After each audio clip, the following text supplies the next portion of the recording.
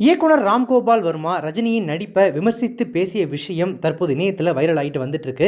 சமீபத்திய பேட்டியில் ரஜினி குறித்து பேசிய பிரபல இயக்குனர் ராம்கோபால் வர்மா, நடிப்பு என்பது ஒரு கதாபாத்திரத்தை சார்ந்தது, ஆனால் நட்சத்திரங்கள் அவங்களுடைய பர்ஃபார்மன்ஸை சார்ந்து தான் இருக்காங்க. இவை இரண்டுக்கும் பல வேறுபாடுகள் இருக்கு. ரஜினிகாந்த் சிறந்த நடிகரா எனக்கு தெரியல. ரஜினியை ஒரு நட்சத்திரமாக பார்க்கவே அனைவரும் விரும்புகிறாங்க. அவரால் சத்யா திரைப்படத்தின் பிக்கு ஹாத்ரே கதாபாத்திரத்தில் நடிக்க முடியுமா அப்படின்னு எனக்கு தெரியல. ஸ்லோ மோஷன் நடை இல்லாமல் ரஜினிகாந்த் இருந்திருக்க முடியுமா அப்படின்றது எனக்கு தெரியல. ரஜினி இப்படி பாதி படத்திற்கு எதுவுமே செய்யாமல் நடக்கிறத பார்த்து மகிழ்றதுல தவறு இல்லை. அது உங்களுக்கு ஒரு உயர்வான உணர்வை தருது. ரசிகர்கள் அவரை கடவுள் போலவே பார்க்குறாங்க. ஆதலால் அவரால் சாதாரண கதாபாத்திரங்களில் நடிக்க முடியாது, ஸ்டார் கதாபாத்திரங்களில் மட்டுமே நடிக்க முடியும் அவங்களாலலாம் அப்படின்னு சொல்லி ரஜினி குறித்து தன்னுடைய விமர்சனத்தை காட்டமாக பதிவு செய்த ராம்கோபால் வர்மா மேலும் அமிதாப் பச்சன் பற்றி பேசும்போது, அமிதாப் பச்சன் ஒரு படத்தில் வயிற்று வலி வர்றது மாதிரி நடிச்சிருப்பாரு. அவர் அந்த காட்சியில் நடிக்கிறத என்னால் பார்க்கவே முடியல.